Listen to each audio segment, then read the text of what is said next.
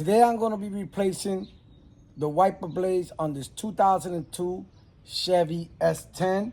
And it looks like these wiper blades, somebody put two different kinds, but I'm still going to show you how to replace them. And by the way, these are 20 inches. And the way to replace them, you have to be very careful when you're changing wiper blades. When you take this one off, the wiper blade, you don't want this to bang against your windshield because you'll crack it. So here on this one, we have this little notch here. So we got to bring it up. I'm using a screwdriver. And once you lift that up, you're going to hold the wiper blade and you're going to go down. Once you go down, right there is exposed. You're going to take your new ones. You're going to open them. Once you open them, see this hole right there? You're going to go in and you're going to put it right in there and you're going to go back.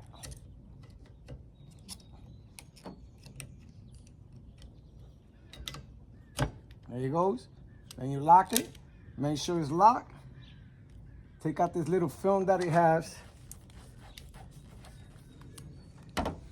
Put it nice and gently. Now let's do the other side.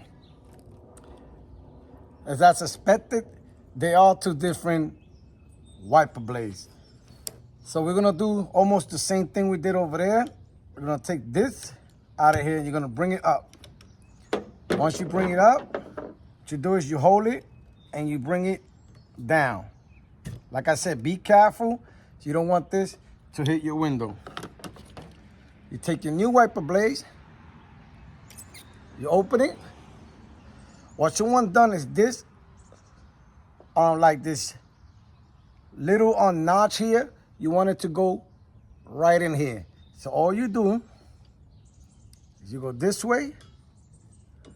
Once you put it in there, just take your time, it'll go in. Once it goes in, you lock this down and you bring the wiper blades down. So this is how you replace the wiper blades on a 2002 Chevy S10. Later.